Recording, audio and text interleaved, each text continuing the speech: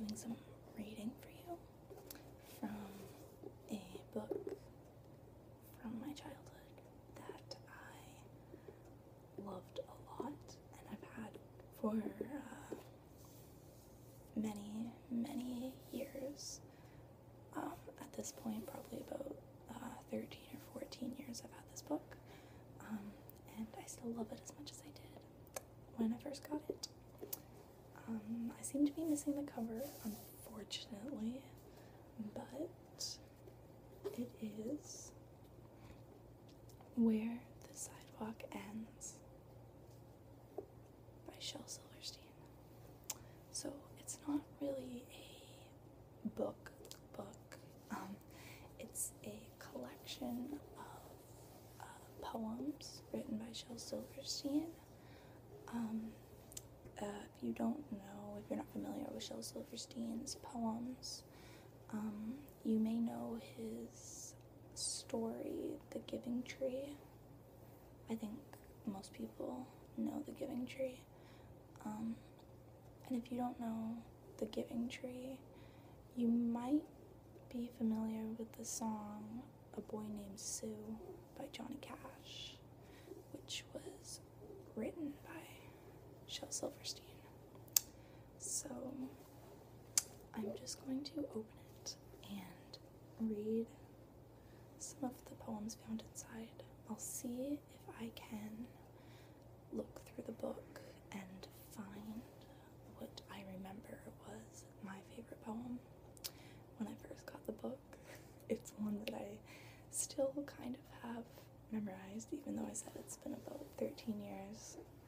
But we're going to start from the beginning. I'm obviously not going to read the whole book because it's very thick, but the poems are short, so you should get a lot. Okay. There's a lot of really cool illustrations in here too, and I will try my best to show those off when possible. Okay, so the first poem is called Invitation. If you are a dreamer, come in. If you are a dreamer, a wisher, a liar, a hoper, a prayer, a magic bean buyer, if you're a pretender, come sit by my fire, for we have some flax golden tales to spin. Come in, come in.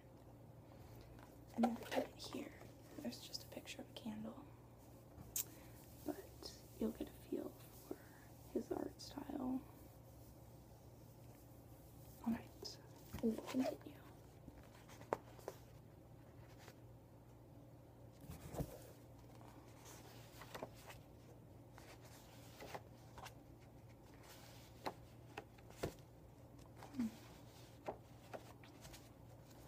Okay, this one is called Captain Hook. Captain Hook must remember not to scratch his toes.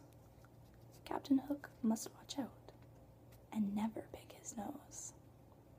Captain Hook must be gentle when he shakes your hand.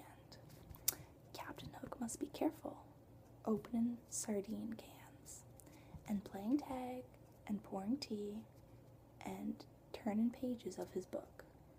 Lots of folks I'm glad I ain't, but mostly Captain Hook. And here is his drawing of Captain Hook with what looks like a can of sardines caught on his hook because he was not careful enough.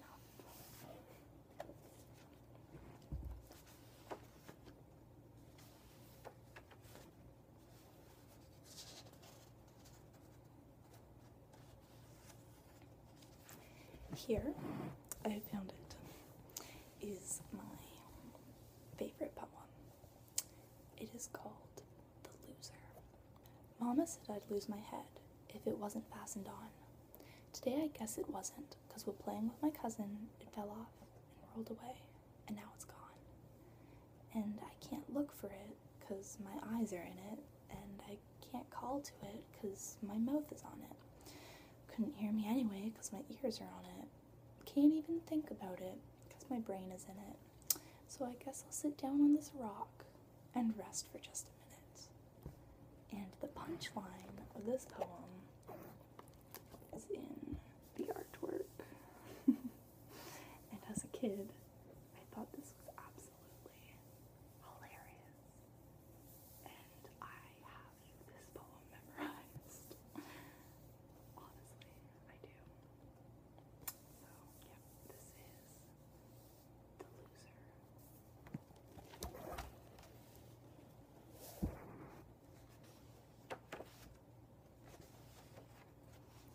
Oh, here's a good one. This one's longer than the other ones I've read you. It stretches across 2 pages. Jimmy Jet and his TV set. I'll tell you the story of Jimmy Jet, and you know what I tell you is true. He loved to watch his TV set almost as much as you. He watched all day, he watched all night, till he grew pale and lean. From the early show to the late, late show, and all the shows between.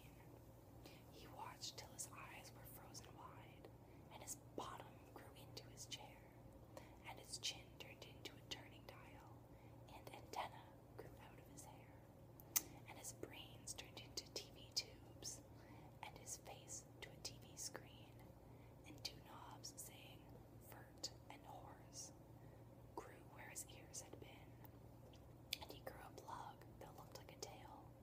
So we plugged in little Jim, and now instead of him watching TV, we sit around and watch him. And here's the family watching Jimmy Jet, the TV set. This poem is called 1 Inch Tall. If you were only 1 inch tall, you'd ride a worm to school. The teardrop of a crying ant would be your swimming pool. A crumb of cake would be a feast, and last you 7 days at least. A flea would be a frightening beast, if you were 1 inch tall. If you were only 1 inch tall, you'd walk beneath the door, and it would take about a month to get down to the store. A bit of fluff would be your bed, you'd swing upon a spider's thread, and wear a thimble on your head, if you were 1 inch tall. You'd surf across the kitchen sink upon a stick of gum.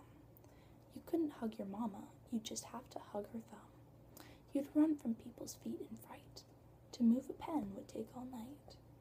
This poem took 14 years to write, 'cause I'm just 1 inch tall.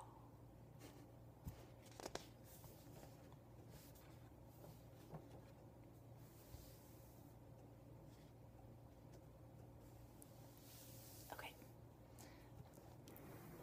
This one is called Sick. I cannot go to school today, said little Peggy Ann McKay. I have the measles and the mumps, a gash, a rash, and purple bumps. My mouth is wet, my throat is dry. I'm going blind in my right eye. My tonsils are as big as rocks. I've counted 16 chicken pox, and there's one more that's 17. And don't you think my face looks green? My leg is cut, my eyes are blue. It might be instamatic flu. I cough and sneeze and gasp and choke. I'm sure that my left leg is broke. My hip hurts when I move my chin. My belly button's caving in. My back is wrenched. My ankle's sprained. My appendix pains each time it rains. My nose is cold. My toes are numb. I have a sliver in my thumb. My neck is stiff. My voice is weak. I hardly whisper when I speak. My tongue is filling up my mouth. I think my hair is falling out. My elbows bent. My spine ain't straight. My temperature is 108. My brain is shrunk. I cannot hear. There is a hole inside my ear. I have a hangnail, and my heart is... What? What's that? What's that you say?